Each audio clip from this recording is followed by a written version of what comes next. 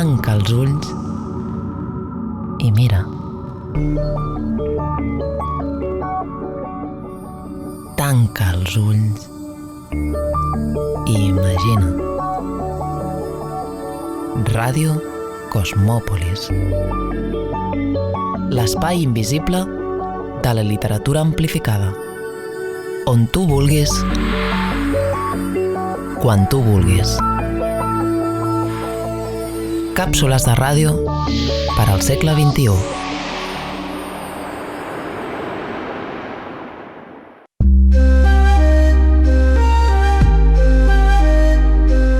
Aquí Ràdio Cosmòpolis, una trobada entre dos universos màgics, la ràdio i la literatura. I quina és aquesta màgia compartida per la ràdio i la literatura? Doncs la de posar en les teves mans la capacitat de crear imatges. Tant en la ràdio com en la literatura, tu tens el poder de la imaginació.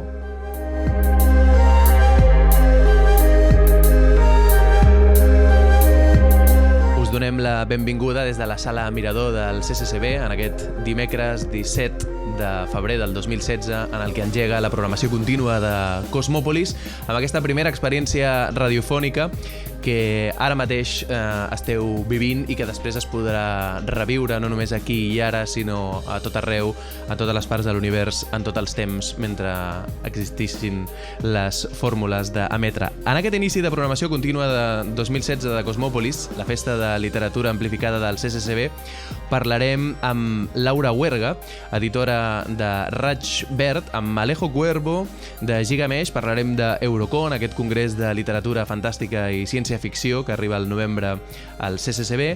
Ens endinsarem en l'ampli arxiu audiovisual de Cosmòpolis, amb l'arxiu K, amb dos exemples creatius de transmissió oral de la cultura, l'Slam Poetry de Saul Williams i el recitat de poemes catalans en anglès, concretament de Carles Riba i Miquel Barceló, per part de Lou Reed i Laurie Anderson.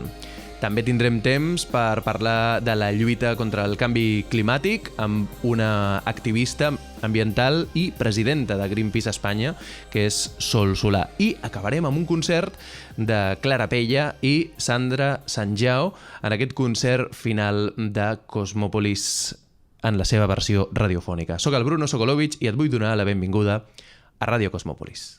The War of the Worlds by H.G. Wells.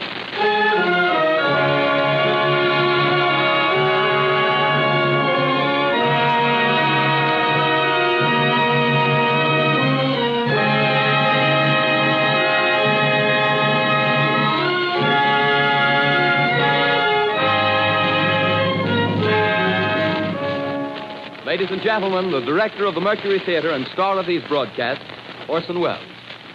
We know now that in the early years of the 20th century, this world was being watched closely by intelligences greater than man's, and yet as mortal as his own.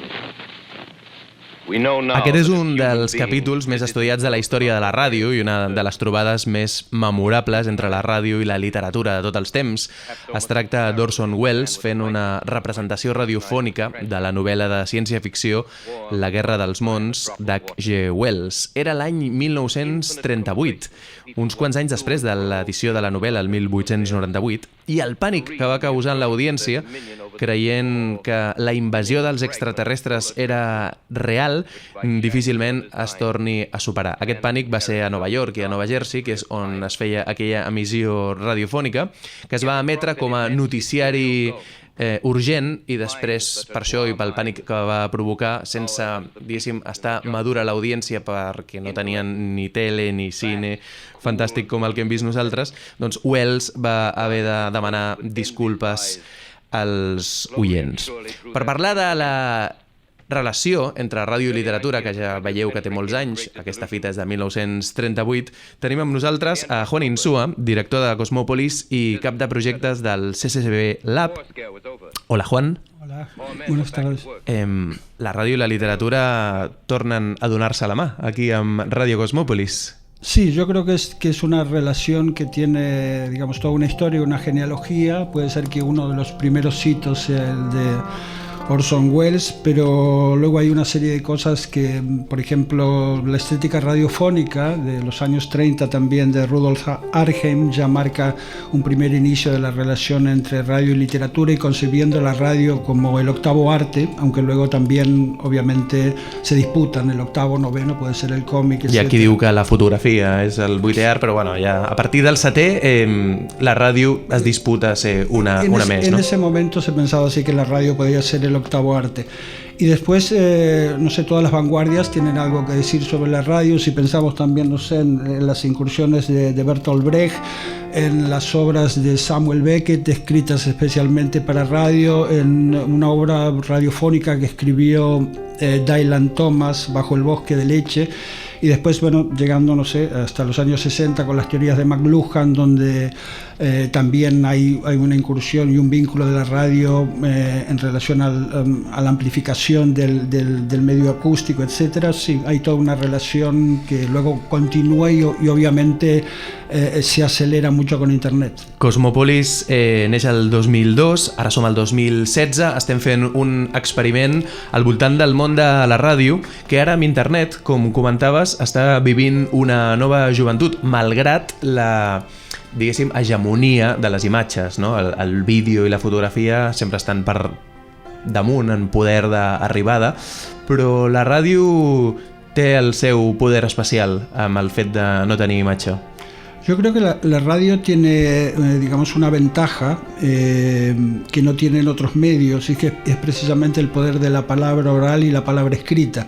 Y preparando este programa me encontré con un texto muy interesante de Miquel Barceló en el prólogo de su guía sobre ciencia ficción, que dice, lo voy a leer textualmente: es un libro leído por 1000 personas, da lugar a 1000 libros distintos, y no está claro que suceda lo mismo con una película vista por 1000 personas.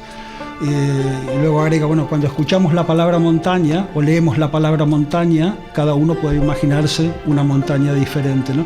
Entonces me parece que la radio en sus múltiples manifestaciones y experimentos, bueno, es un medio muy interesante precisamente por esto, porque puede ayudar a contrarrestar esta hegemonía de lo audiovisual, ¿no? Por algo Arnhem le llamava, digamos, el elogio de la ceguera, ¿no? És el que dèiem al principi, tanca els ulls i imagina, i aquest poder de que tu, oient, creï les imatges és molt gran i connecta la ràdio amb la literatura, on també el lector es crea les seves pròpies imatges. Parlaves d'internet i ara hi ha un boom del podcast gràcies al telèfon mòbil.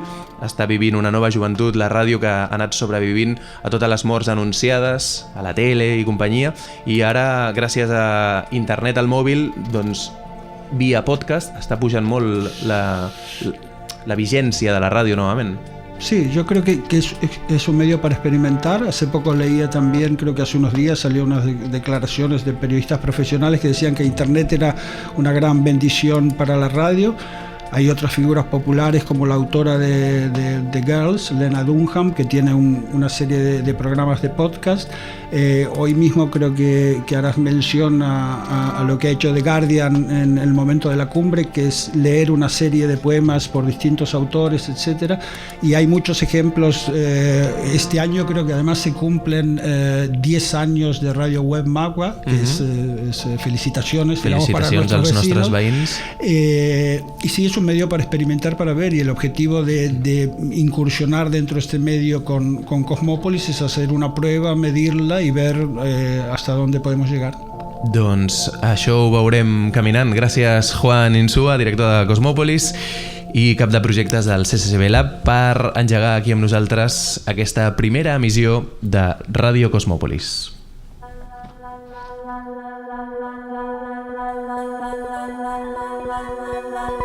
Paraula impresa.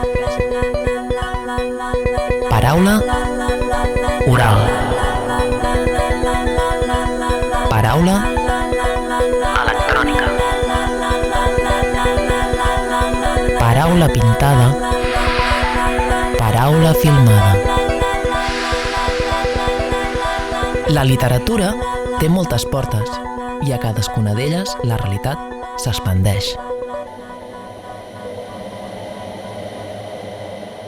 Ràdio Cosmòpolis. Càpsules de literatura amplificada.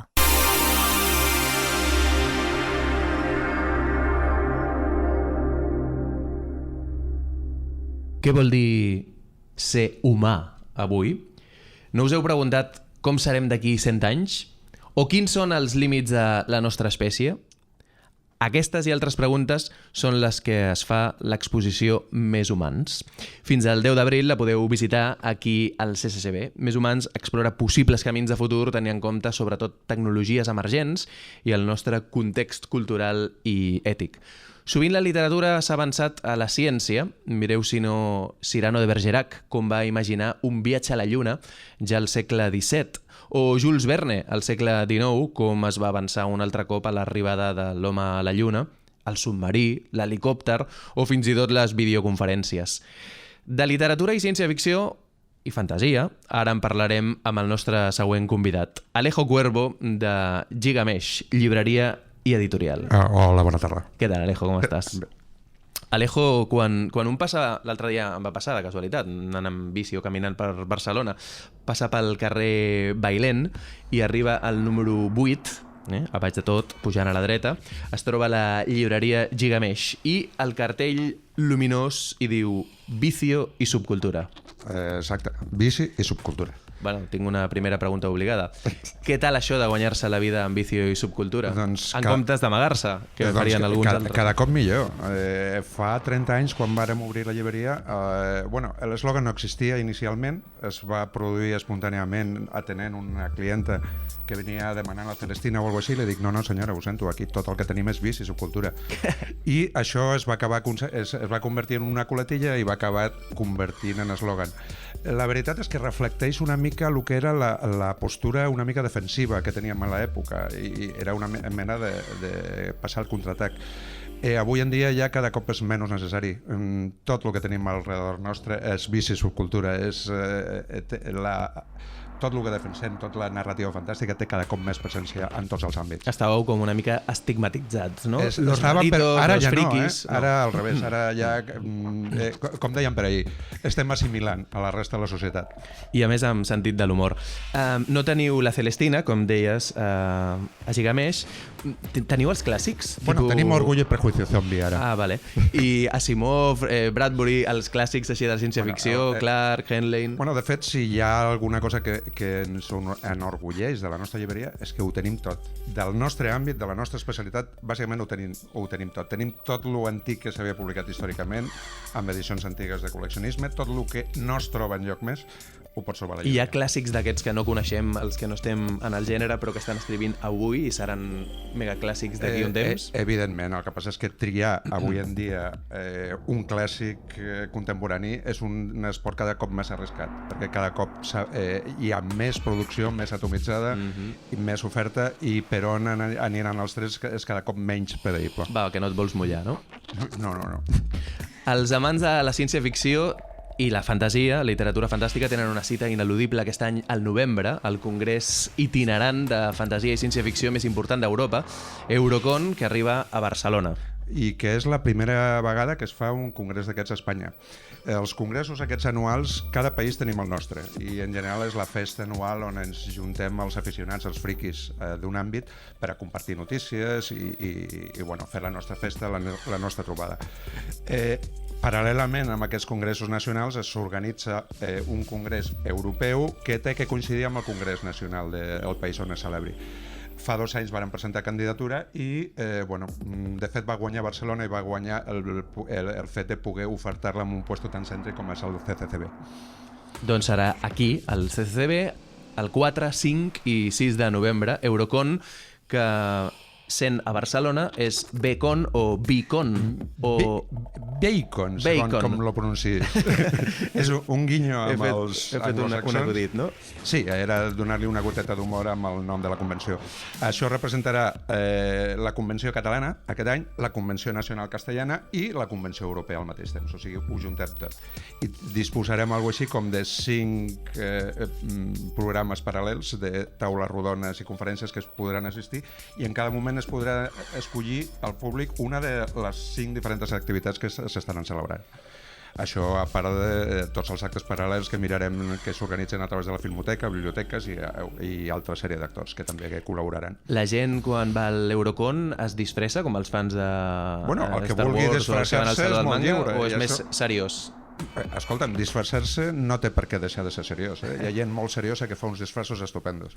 I si et passeies per alguna convenció steampunk d'aquestes que es fan ara, fa goig veure-lo també. I en Watson, que és un dels responsables de la convenció, puc assegurar que ell personalment vindrà disfressat. Digue'ns alguna cosa que sigui important de destacar, per exemple, noms convidats d'Eurocon que vulguis destacar. Tinc la llista dels convidats. Hem intentat fer una representació el més ampla possible de les diferents zones d'Europa. Llavors, entre els convidats tenim Aliette de Godard, que és una autora jove francesa que publica en anglès. Tenim Richard Morgan, que és un autor escocès que, en aquest cas dona la casualitat que està casat amb una dona espanyola i parla castellà, o sigui que podrem gaudir una mica més d'ell i interaccionar amb ell amb més facilitat.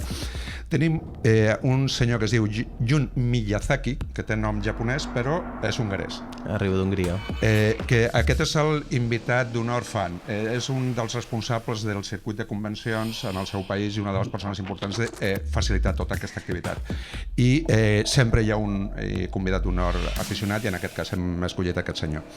A continuació tenim Enrique Coromines, que és el nostre jugador natiu català, és l'il·lustrador de les cobertes de Cançó de Gel i Foc. L'estrella local. Fa uns solis de gran tamany impressionants que gaudirem d'ells al propi Eurocon. a la pròpia Eurocon. Després tenim el senyor Andrzej Sapkowski, que aquest és polac, i és el senyor que, podríem dir que és autor de fantasia capaç de competir amb tots els grans bestsellers anglosaxons. Té la seva sèrie, el personatge de Geralt de Rivia, que ha sigut adaptada a llocs, i l'última adaptació de The Witcher, que el llançament va ser l'estiu passat, va ser el joc més venut del món. Parlant d'èxits així inesperats, el senyor Richard Morgan, que era el convidat escocès, fa menys d'un mes Netflix ha anunciat que la seva obra més important, la trilogia de Kovacs, és que prevista la seva publicació en castellà aquest any, serà adaptada a televisió amb un projecte Netflix que de moment per les mostres que hem tingut és per frotar-se les mans.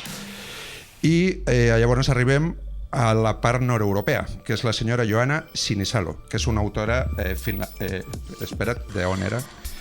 Finlandesa no, era de... Sí, finlandesa. El país aquell que mai existeix i que mai coneixem a ningú.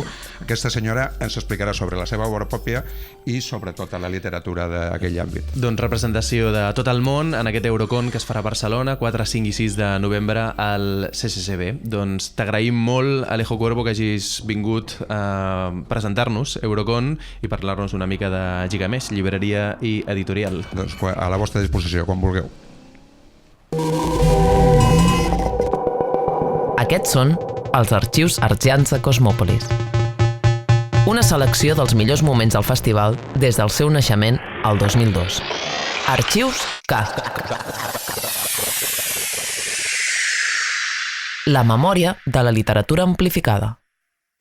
Thus, in the name of Robeson, Godson, Hurston, Akhenaten, Hatshepsut, Blackfoot, Helen, Lennon, Kahlo, Kali, the three Marias, Tara, Lilith, Lord, Whitman, Baldwin, Ginsburg, Kaufman, Lumumba, Gandhi, Gibran, Shabazz, Siddhartha, Medusa, Rivera, Gurdjieff, Rand, Wright, Banneker, Tubman, Hamer, Holiday, Davis, Coltrane, Morrison, Joplin, Du Bois, Clark, Shakespeare, Rachmaninoff... Aquest és en Saul Williams, un dels grans exponents de l'Spoken Word. Ens va visitar el 2006 i ara forma part de Ràdio Cosmòpolis. Poesia oral, enèrgica, als arxius K. Nefertiti, Larak, Shiva, Ganesha, Yemaya, Oshun, Obatala, Ogun, Kennedy, King, four little girls, Hiroshima, Nagasaki, Keller, Biko, Marley, Magdalene, Cosby, Shakur, those who burn, those still aflame, and the countless unnamed. We claim the present as the present, as the hereafter. We are unraveling our navels that we may ingest the sun. We are not afraid of the darkness. We trust that the moon shall guide us. We are determining the future at this very moment. We know that the heart is a philosopher's stone. Our music is our alchemy. We stand as a manifest equivalent of 3 buckets of water and a handful of minerals, thus realize that those very buckets turned upside down supply the percussive factor of forever. If you must count to keep the beat, then count. Find your mantra and awaken your subconscious. Carve your circles counterclockwise. Use your cipher to decipher. Coded language, man-made laws, climb waterfalls and trees. Commune with nature, snakes and bees. Let your children name themselves and claim themselves as the new day. For today, we are determined to be the channelers of these changing frequencies into songs, paintings, writings, dance, drama, photography, carpentry, crafts, love and love. We enlist every instrument, acoustic, electronic, every so-called gender, race, sexual orientation, every person as beings of sound to acknowledge a responsibility to uplift the consciousness of the entire fucking world. Any utterance unaimed will be disclaimed, will be maimed. 2 rappers slain. Ciència ficció. Narratives transmèdia. Svetlana Alexievich. Eurocon. L'estona dels escriptors. New Voices. Noves veus. No hi ha mapes per a aquests territoris. Literatura sense fronteres. Literatura amplificada. Paraula oral. Paraula impresa. Paraula electrònica. Ràdio Cosmòpolis.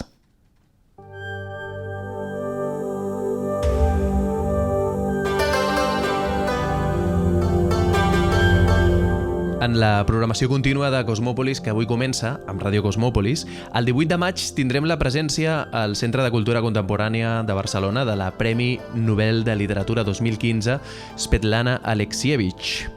Per parlar d'ella i moltes altres coses, tenim amb nosaltres a Laura Huerga, editora de Raig Verd. Hola, Laura. Hola, què tal? Benvinguda a Ràdio Cosmòpolis. Raig Verd és una editorial essencialment de narrativa que busca la singularitat i que inicia la col·lecció d'assaig amb un primer llibre, Temps de segona mà, la fi de l'home roig, de precisament Svetlana Alexievich, feina que comença el 2013, molt abans que guanyés el Premi Nobel de Literatura 2015. Bé, a més, 4 anys de Raig Verd, felicitats! Sí, tot just ara fem els 4 anys, en 4 anys de col·lecció narrativa, tot just hem començat l'assaig i el celebrem a la Casa Usher, a la llibreria de Sarrià, el proper 15 de març. No està mal, no?, que a més tingueu com a primer llibre d'aquesta col·lecció d'assaig un Premi Nobel. Un Premi Nobel.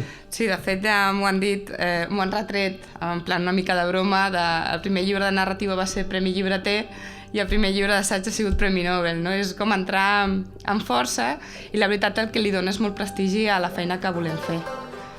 La veritat és que ens avala i hi ha la feina feta. Precisament avui sortia una ressenya llegint Cas d'incendi que ens deixava pels núvols. La veritat és que dic, ara hem d'estar a l'alçada, no?, de tot això que diu l'Ignasi Mena, i la veritat és que és un orgull haver publicat els autors que hem publicat aquest temps i el fet de publicar la Svetlana Alexievich ara mateix. I ara mateix ja tenim en marxa 2 llibres més i publicarem tota la seva obra en català. Parla'ns d'ella. Doncs ve aquí a Cosmòpolis el proper 18 de maig i és un honor. Serà una conversa amb el Francesc Serès, a més, que ja tinc moltes ganes de sentir, i la veritat és que ella ha publicat 5 obres, o sigui, és un Premi Nobel a 5 obres. La primera, de fet, no és Temps de segona mà. Temps de segona mà és l'última i és on té ja la tècnica més depurada, aquesta d'entrevistes i on els personatges, persones a les quals ella entrevista gairebé no surten. És com un documental en llibre. És com un documental en llibre, però literari, amb la seva poesia, no? Fins i tot els títols que ella posa a cada capítol, que a més és com un tapís per tota la història de l'antiga Unió Soviètica, són molt poètics, no? I te'ls trobes dins del text i realment parla de papallones de nasciment i parla de coses que realment et donen una imatge molt poètica de coses que són molt reals i molt del que han viscut éssers humans, la tragèdia humana, no? De fet, les novel·les que ara publicarem, que són Pregària de Txernòbil i Els nois de zinc. Pregària de Txernòbil va sobre la catàstrofe de Chernobyl. nuclears. Sí, i allà hem afegit també una cronologia i a més un epíleg de la Marta Ribon i el Ferran Mateo. La Marta Ribon és la traductora al català de l'Alexievich, i la veritat és que estan fent una feina extraordinària, perquè entre les notes al peu que afegeix en Temps de segona mà té gairebé 100 notes al peu que contextualitzen molt bé tots aquells noms que nosaltres coneixem 3, que seran Gorbachev, Yeltsin, no? Stalin, però en el fons ens falten moltes referències i ells han fet una feina per completar totes aquelles referències que ens fan falta i que podem gaudir de l'obra en la seva plenitud. Els reculls de premsa que hi ha a la web de Raig Verd sobre aquesta obra Temps de segona mà, a la fi del Home Roig, m'ha cridat l'atenció que fins a 3 crítics parlen de la música interna d'aquesta obra. Sí, és que d'una banda són aquells, o sigui, com fa ella, escull aquells trossos que li van bé per explicar la història que ella vol, no? La poètica que està relacionada entre els títols i el text que t'està explicant.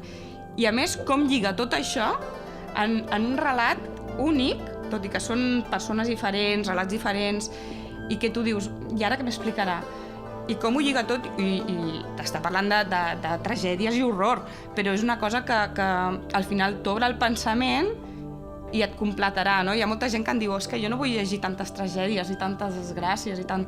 Però és que al final això el que fa és completar-te com a persona i entendre el que la humanitat som molt més enllà de les 4 notícies que tenim en el dia a dia, no?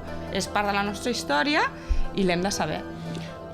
Una d'aquestes ressenyes de la premsa que parlen d'aquesta música interna diu: Alexievich ha dedicat la seva vida a afinar l'oïda, per això cada llibre li demana entre 7 i 10 anys de feina. Visita una vegada i una altra una mateixa persona fins que considera que ja està sentint la seva veu genuïna i ben afinada, diu Gregorio Luri del diari Ara. O aquí es produeix el miracle, cap pesantor, cap redundància, sinó una música, un respir. El testimoni esdevé personatge, el relat literatura, diu Emmanuel Hecht de l'Express. O fins i tot un exemple paradigmàtic de la literatura d'Alexievich, una densa polifonia que fa de banda sonora de la història, Joan Garí, de l'Ofici del lector. Clar, és que, de fet, les 2 primeres parlen de totes les entrevistes que ella ha hagut de fer durant tots aquests anys, no? 7-10 anys, i ella s'ha anat als racons més perduts de Rússia, s'ha anat al desert, s'ha anat a Chernobyl. De fet, ella té una malaltia que s'ha desencadenat per culpa d'això, d'immunodeficiència. Vull dir, ella no ha tingut por d'anar-se'n al sòtan de Moscou, del lloc més perdut, del lloc més perillós, i ha anat a entrevistar tothom. O sigui, tothom té veu. I d'aquí la polifonia, no? Botxins i víctimes. I aquesta és la gràcia. I l'última, la de Joan Garí, si me la pots repetir, com era? Un exemple paradigmàtic de la literatura d'Alexievich, una densa polifonia que fa de banda sonora de la història. Exacte, parlava de la polifonia, no? De totes aquelles veus que ella ha juntat per explicar la història que ella vol explicar. Totes aquelles entrevistes que ha fet, no? I com les ha juntat, i amb això ha creat un relat. Saps que estem fent ràdio una mica a l'antiga, en el sentit en públic en directe, amb un piano, que tindrem a la Clara Vella fent un concert a continuació. També tenim... Bé, la Clara és compositora, és pianista, hi ha la Sandra, que també és cantant, hi ha un altre compositor, que és el Llorenç Peris, que ens està musicant el programa de fons. Vull dir que estem bastant envoltats de música i volíem fer un experiment musical, oi? Amb algunes cites que ens has triat de Temps de segona mà, la fi de l'Home Roig. Sí, bé, hem fet una petita selecció perquè podríem citar tot el llibre, em sembla a mi, el podríem llegir en veu alta amb molta facilitat, però hem tret unes quantes frases. I si et sembla, començo jo? Sí, clar. La primera? Doncs anem a deixar que la Clara ens comenci a fer un ambient.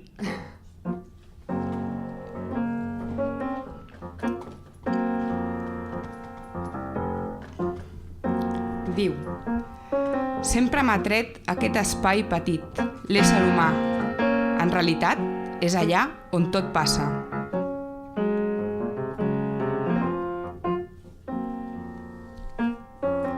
Un comunista és algú que ha llegit Marx i un anticomunista és qui no se l'ha acabat.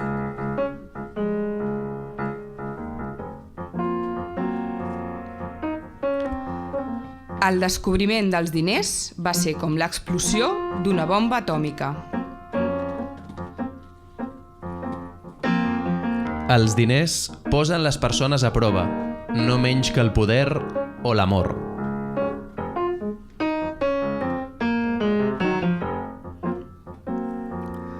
Tothom tenia por, i també les persones de les quals es tenia por, tenien por al seu torn.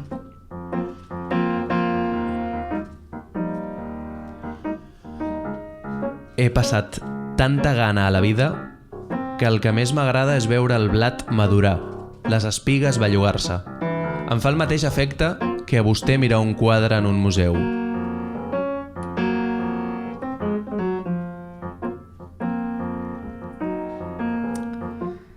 No hi ha animal pitjor que l'home. Són els homes els qui maten els homes, no les bales.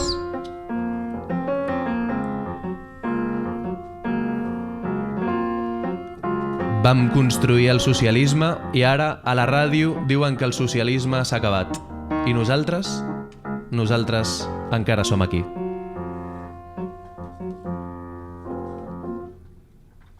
Gràcies, Clara. Gràcies, Laura.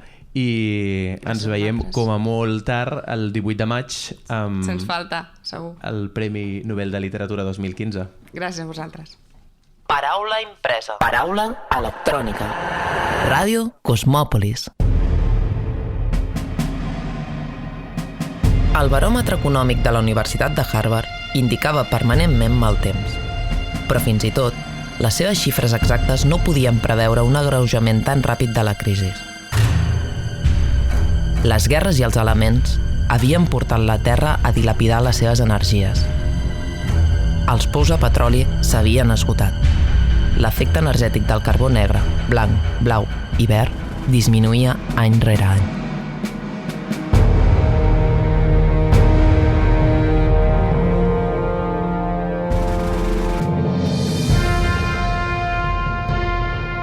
Una sequera sense precedents va multiplicar els equadors per 10 i, pel que sembla, va desorientar la terra exhausta. Els camps de cereals cremaven i les arrels quedaven calcinades. Les selves d'Amèrica i les jungles de l'Índia estaven envoltades de flames. Els països agrícoles van ser els primers a arruïnar-se. És cert que en el lloc on es trobaven els boscos reduïts a cendres creixien, com a boscos d'arbres cendrosos, els fums de les fàbriques.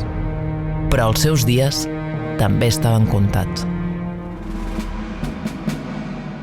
Així comença el relat La hulla amarilla, escrit l'any 1939 per Sigismund Cisanovsky, un escriptor rus poc conegut en el nostre context, però que va saber imaginar els efectes del canvi climàtic molt abans que es convertís en el principal desafiament de la humanitat al segle XXI i molt abans que autors com Philip Dick o Ballard el convertissin en tema dels seus contes i les seves novel·les. Per parlar de canvi climàtic avui, de lluita contra el canvi climàtic i fins i tot de literatura de canvi climàtic, és amb nosaltres una activista mediambiental, presidenta de Greenpeace Espanya, que és la Sol Solà. Benvinguda a Ràdio Cosmòpolis. Hola, bona tarda. Ens ho diuen els científics i ja ho comencem a notar a la nostra pell.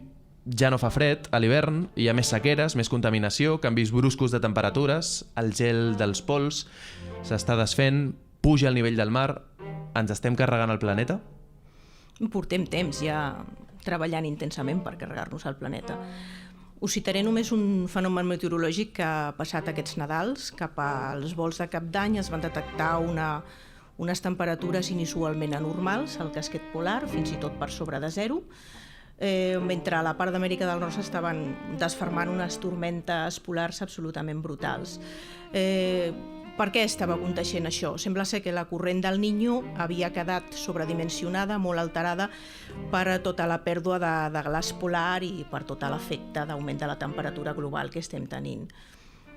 Es pot dir, evidentment, que el canvi climàtic és un fenomen que el planeta produeix per si mateix cíclicament durant tota la seva existència, però el que sí és evident és que des de que va començar l'era industrial en les últimes dècades, gairebé en els últims 200 anys, l'activitat humana ha empès clarament aquests canvis d'una manera molt més ràpida. I ara estem en un punt en el qual se'ns acaba la finestra de temps per poder corregir-ho. I com sempre, els que menys han provocat el canvi climàtic, en aquest cas, són els més vulnerables i els que més ho pateixen. A Greenpeace també reclameu justícia climàtica. És que no es poden separar els dos temes. El tema de la protecció mediambiental amb el tema de la justícia climàtica i amb el tema de la justícia humanitària i amb els drets humans no es poden separar. Han estat separats fins ara per una raó, no sabem si ve de conveniència o perquè no s'acaba d'entendre ben bé el lligam entre tot plegat. Però al cap i a la fi, la defensa del medi ambient és una defensa dels drets humans. A les cartes de Nacions Unides i ja des de la cimera de Rio és un tema, una línia que s'ha seguit molt clarament, i ara amb tot el que està passant, la figura, malauradament, del refugiat climàtic està cobrant una actualitat molt dolorosa. No podem negar que tots aquests canvis tan brutals, tan radicals, produeixen el desplaçament de la població, sobretot en les zones més vulnerables del planeta, sequeres, collites que deixen d'existir, inundacions, i fins i tot països a la Polinèsia que corren un risc molt immediat de desaparèixer sota l'aigua del mar a mesura que el nivell puja. Per tant, justícia climàtica, evidentment, estem parlant d'uns mínims de dignitat relacionats amb la salut, relacionats amb l'alimentació, amb la possibilitat de viure de les properes generacions. No es poden separar. Per tant, sí, decididament justícia climàtica. I què hi podem fer en el nostre dia a dia per aturar o revertir el canvi climàtic en aquesta finestra en la que encara és possible, però queda poc? Aquí m'agradaria citar una frase d'una pel·lícula que he vist en els darrers mesos 2 cops, segur que la reconeixereu molt, i la frase ve a dir: malfia't de les coses correctes que es fan per raons equivocades. El per què és la raó, és allò que s'ha d'analitzar. Evidentment, el model de desenvolupament que se'ns ha venut, el model que se'ns ha brindat de dir si volem progressar hem de consumir, hem de cremar combustibles fòssils, hem de continuar progressant sense límit, perquè aquesta és la nostra garantia, és una cosa suposadament correcta que se'ns ha venut per una raó equivocada. I ara ens estem enfrontant a les conseqüències.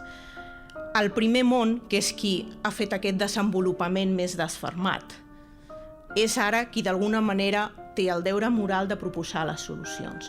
I els ciutadans del primer món, que som els que hem estat habitant en un espai de confort més consolidat en les darreres dècades, també tenim aquest deure moral, amb les petites coses. El que dic jo és que, evidentment, no tornarem a la caverna, ningú està demanant a ningú que visqui com un ermità, però sí podem fer petites coses. Podem controlar la temperatura a les nostres llars, la temperatura de la calefacció, la temperatura de l'aire condicionat, intentar no comprar coses envasades, intentar comprar productes de proximitat, impulsar l'agricultura ecològica, fer un ús intensiu del transport públic. Tot això està a la nostra mà. Perquè si alguna cosa tenim en el nostre abast, són 2 poders petits però que sumats poden fer molta cosa, el poder de comprar i el poder de votar. Si nosaltres comprem o no certes coses que se'ns posen a abast a les botigues o al supermercat, la nostra decisió de compra marcarà el que es produeixi i com es produeixi.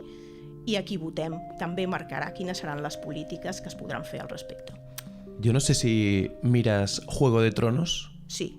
Perquè s'apropa la 6ª temporada i, aprofitant l'expectació, Greenpeace ha llançat un tràiler titulat Winter is not coming, parafrasejant un dels lemes més coneguts de la sèrie Winter is coming, per cridar l'atenció sobre el desgel i el canvi climàtic. Al vídeo, el protagonista, un caminant blanc, no pot arribar al seu destí per culpa del desglaç. Arran d'això, sorgeix el següent lema de la campanya: alguns graus de més canvien tota la història. Their skin is as white as the moon, and their eyes are like blue stars. They reanimate the dead and drag them into their sinister fury. Beyond the wall, they're marching onto the 7 kingdoms. Soon, in Westeros.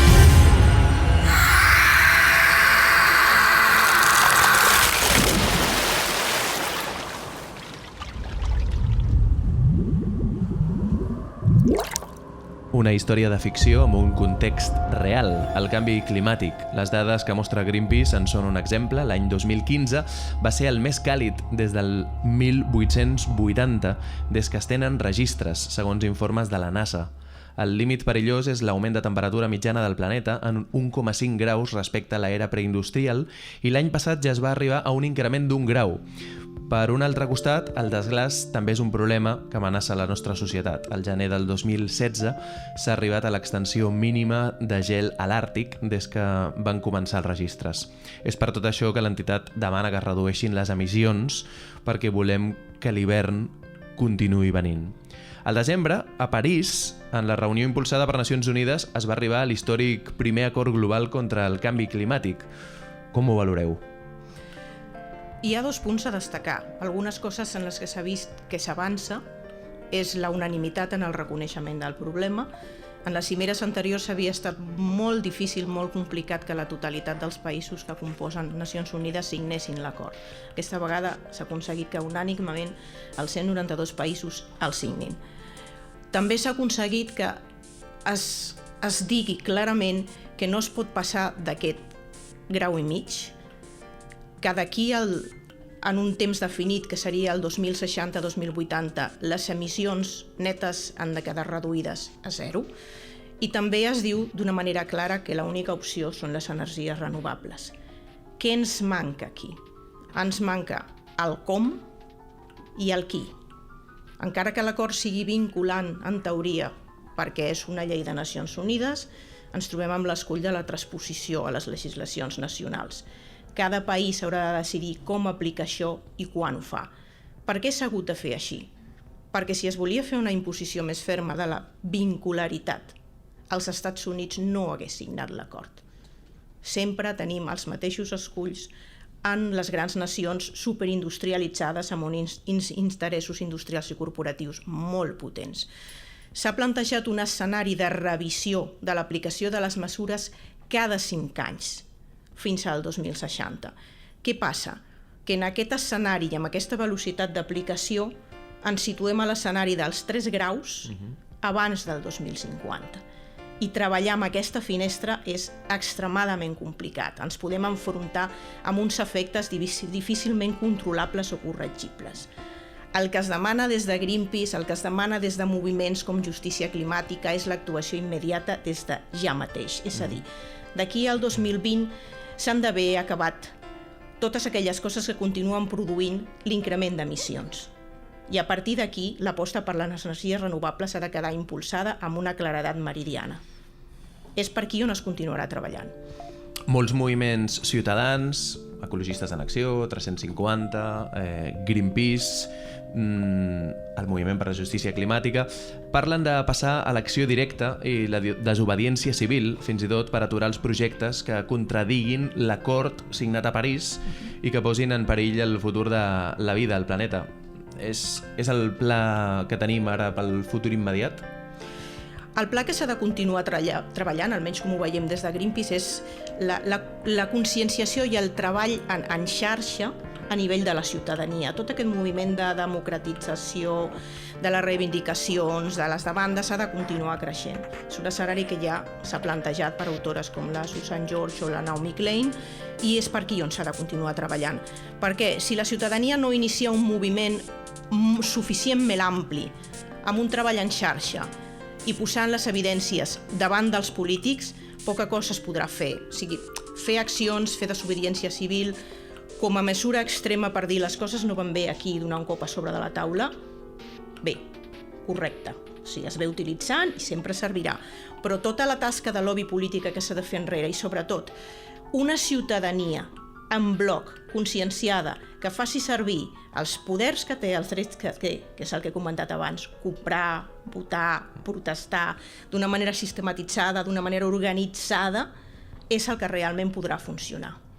Si no, al cap i a la fi, tant polítics com grans interessos industrials continuaran d'alguna manera fent-nos servir de titelles de tot el sistema tal com s'ha anat a muntar ara. Si realment demostrem que volem un canvi del paradigma, es podrà aconseguir.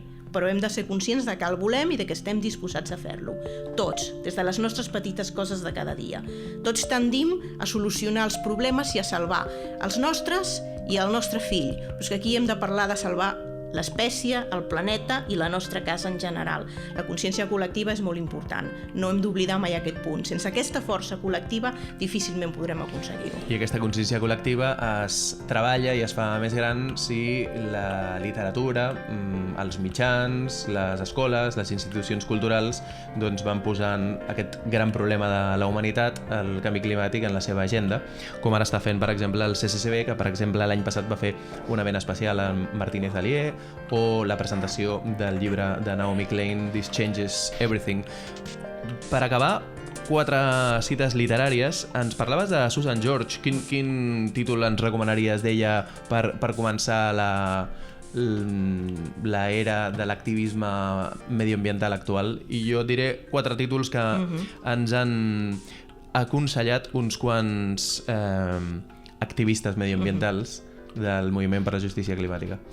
De la Susan George citaria Un altre món és possible, que està molt en la línia de la Naomi Klein, que ja comença a parlar dels processos de democratització i de treball col·lectiu, de treball en xarxa i de com només la democratització de base, realment tots aquests moviments que tendeixen a la democratització real són els que poden impulsar el canvi i el trencament o la variació del paradigma capitalista i de desenvolupament sense límit que ens ha portat a la situació en la que estem. Aquesta seria una mica el fil conductor. Bàsicament jo em centraria en aquests 2 punts de vista.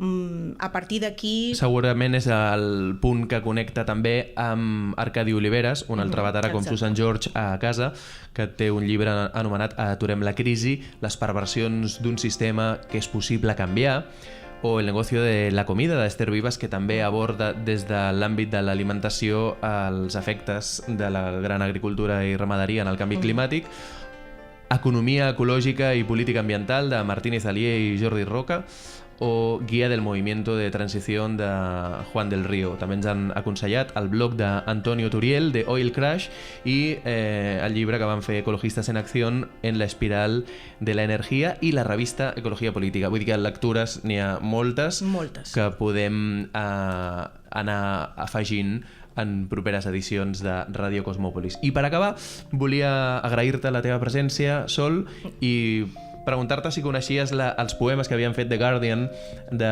celebrities i actors llegint poemes de temàtica canvi climàtic, perquè ara la Clara Pella al piano ens musicarà un d'ells i, bueno, si no els coneixies, doncs ara els disfrutaràs amb una versió radiofònica diferent. Havia començat a llegir alguna coseta, però reconeixo que no en gaire profunditat. Doncs moltíssimes gràcies, Sol, per haver estat amb nosaltres aquí, activista ambiental incansable i presidenta de Greenpeace Espanya. Gràcies a tots vosaltres.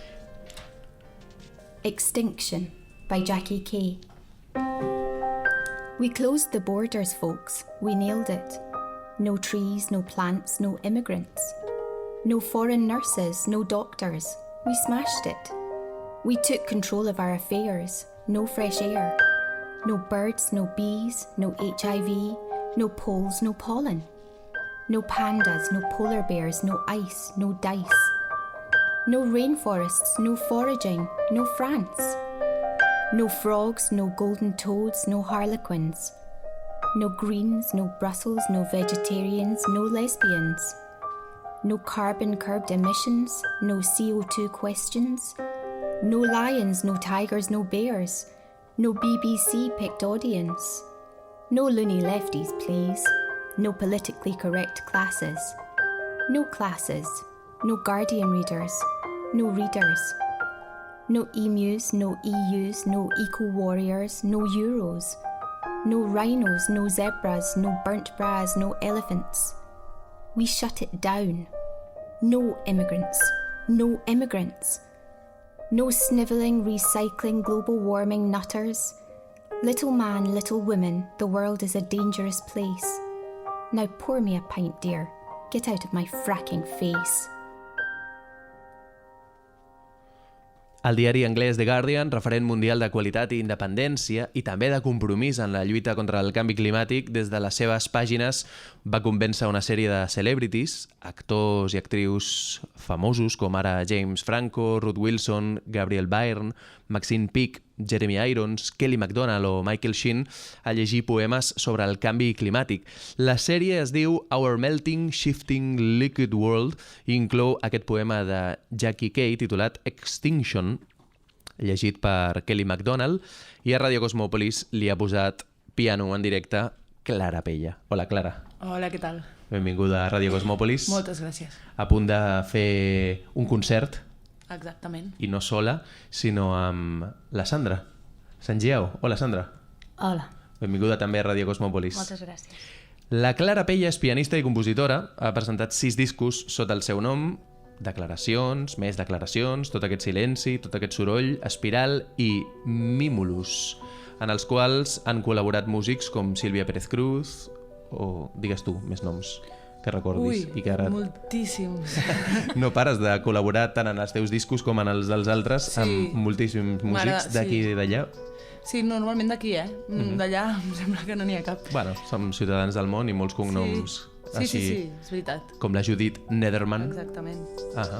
I ets cofundadora de la companyia de teatre, dansa i música en directe Les Impossibles. Les Impossibles, sí. Què en feu allà? Teatre, dansa i música en directe. Molt bé. Amb un toc especial. Sí. Bueno, és dansa contemporània, barrejar la música en directe amb, les arts escèniques en tot el seu esplendor. M'agrada molt la barreja de disciplines. Com el que feu al Teatre Gaudí. Ara sí. El Limbo. Estem fent Limbo, sí. Tens també relació amb la literatura, de forma especial? Sí, amb poesia, sobretot poesia catalana. He fet moltes coses amb poetes catalanes actuals, com la Sònia Moll, o la Mireia Calafell, la Georgina Castillo. Però tu ets compositora i pianista o també escrius les lletres de les teves cançons? Les lletres de les meves cançons les escric jo, però sí, en els últims discs, o sigui, depèn del disc. En alguns discs les he escrit jo, en alguns altres he musicat poesia, de poetes contemporànies actuals. I és una passada la poesia catalana contemporània, a mi m'encanta. I tu també recites o cantes? No, però jo tinc un espectacle amb la Sònia Moll, que ella recita i jo toco, que és molt guapo, que es diu Carta Blanca. I jo recomano molt la poesia de la Sònia, és una passada. Ni en la intimitat o en la dutxa? No, ni en la intimitat recito, no. Per què? No ho sé, no és una cosa que la gent solgui fer, em sembla. Tu a la intimitat recites. Canto, a la dutxa. Jo a la intimitat canto, però no recito. Molt bé. Avui he recitat, aquí en públic, sense experiència, quan tocaves el piano. Aquestes cites... Bueno, clar, no era poesia. Però igualment, clar, jo pensava que si jo recitava. I quina diferència hi ha? Jo no he recitat, jo he tocat. Molt bé. Avui què tocaràs? Que la Sandra t'ho expliqui, no? Mira, la Sandra és la cantant de Barcelona Gypsy Balkan Orchestra. I què ens teniu preparat per avui? Per ara, vaja. Sí, ara mateix. Doncs bé, avui és una miqueta un experiment també, com això, no? Sí. Farem el penúltim disc, Espiral, que és un homenatge al cicle de les estacions. Començarem amb l'hivern, que estem ara, i acabarem amb l'estiu. No arribarem a la tardor perquè ens quedem, que ara ve de gust, no? L'estiu, una miqueta. I, bueno, estarem fent música com bastanta estona, perquè, clar, com el cicle natural, que no s'acaba ni comença, simplement acaba i comença tota l'estona. Vols dir que serà un concert llarg o que trigaràs en entrar a cantar? No.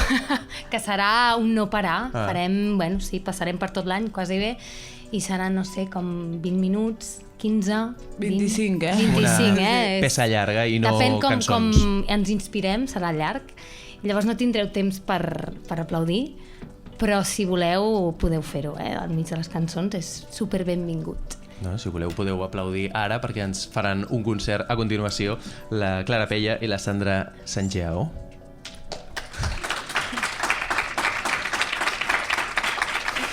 Gràcies per venir. No sé si cal alguna cosa més així per saber del que fareu a continuació o...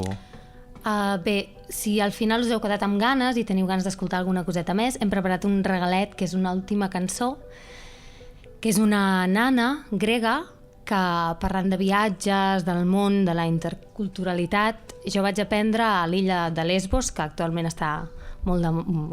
no? Sí, Se'n parla molt, rebent malauradament. Els refugiats sí. i molts voluntaris que els hi salven les vides.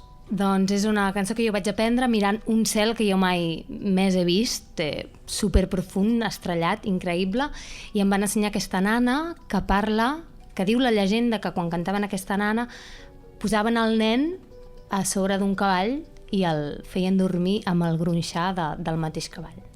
Doncs a continuació Clara Pella i Sandra Sanjeu. Aquests són els arxius argians de Cosmòpolis. Una selecció dels millors moments del festival des del seu naixement al 2002. Arxius K. La memòria de la literatura amplificada. Happy the man. Happy the man who has lived under an alien sky and whose peace has not been disturbed. And happy who is searching into the rugged gorge of eyes and love finds no falsehood lying there. And he who appreciates his days, the one as much as the other, like the equal parts of a measured treasure, and does not pursue the runaway memory of another. Happy the man who does not look back where the past, ever insatiable, takes away from us even hope, chaste, pawn of the truce which death has granted. Happy he who does not urge his desire onward, who drops the oars and stretching himself in the frail boat, turns towards the clouds, silent, surrendering himself to untroubled waters. L'Urri del vestíbul del CCCB llegint Happy the Man de Carles Riba. I ara Laurie Anderson, en directe des de Califòrnia. And that's why the canvas prefers animal skins, tents in the desert, ship sails, women's clothes. You catch the images and fuck them. Make things and not more images. Things that will never go on the internet. Let your pictures be an amphibious bat that eats mangoes and squids, that in the morning bites white breasts and at night hallucinates with Verlaine, and the rest, this included, nonsense. Stop fussing about walls and ceilings. Remember that architects are nothing but bad bricklayers, and that we are nourished only by ourselves. So open your nostrils to Velázquez and fill your eyes with Virgil in the markets of Africa, in the brothels of Asia. Your pigments are the ashes of your life. See to it, then, that they retain a shadow of the fire that burns you. Don't waste a fragment of an instant on reviews or specialized magazines. Feed, if necessary, your vanity on fish bones and orange peel, like we feed the chickens. Or, better still, mouse in the cellar of your palace. Leave it to take care of itself. Let it gnaw old newspapers.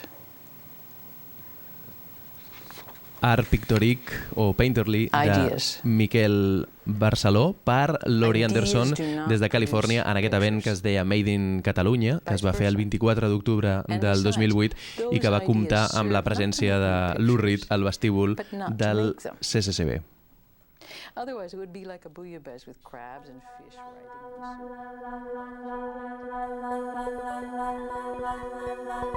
Paraula impresa. Paraula oral. Paraula electrònica. Paraula pintada. Paraula filmada. La literatura té moltes portes i a cadascuna d'elles la realitat s'expandeix.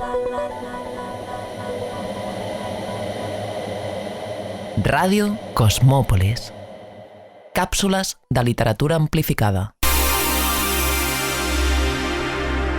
Ara sí, el concert, perquè la música, com la ràdio i la literatura, et fan imaginar, somiar, volar.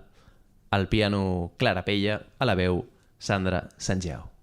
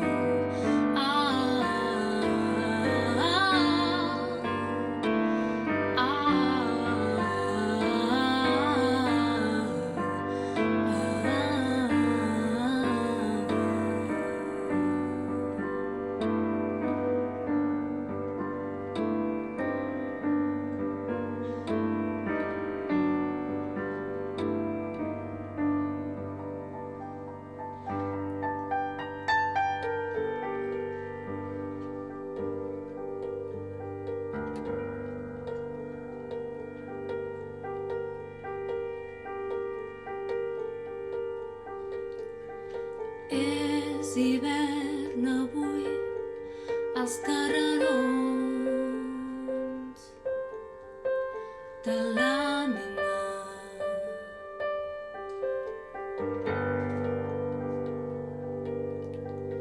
I la tristesa no té peus menuts ni va descalça.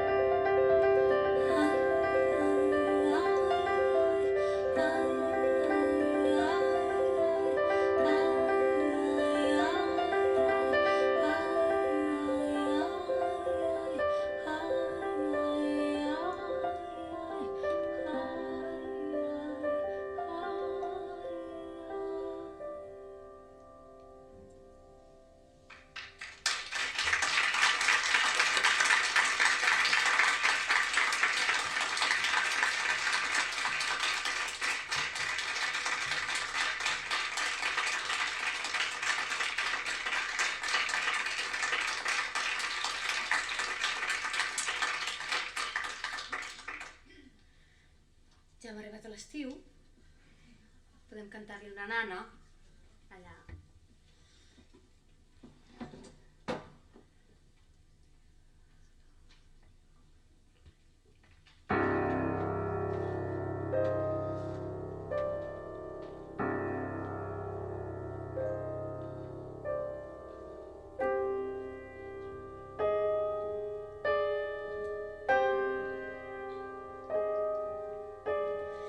Metallohaki dies nicht jas das tropetalomeno copias eipne pareto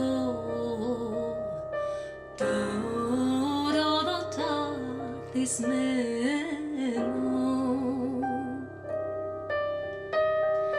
Kimi soziali existante Glicerable farà su Chi cugna varca Я тут такси de masu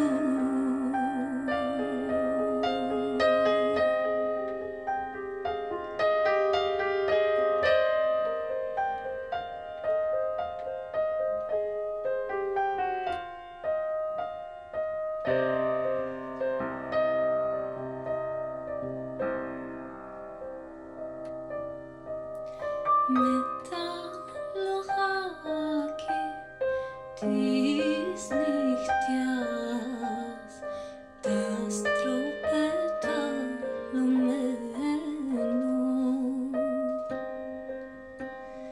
copias eipne pareto torodotathis meno Kimuya varkana yeni Glicerable farà su Ki cugna varkana yeni Ya to taxi de masu Я тут такси de masu Я тут такси de masu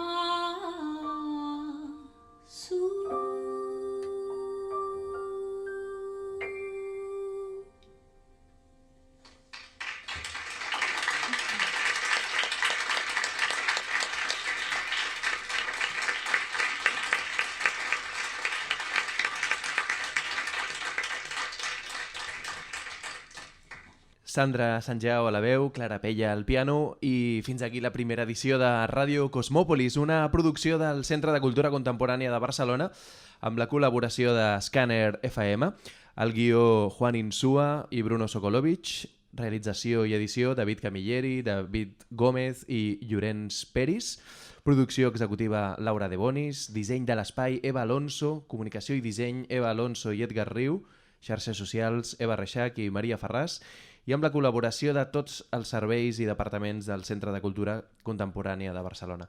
Gràcies per venir, gràcies per sentir. Vosaltres teniu el poder.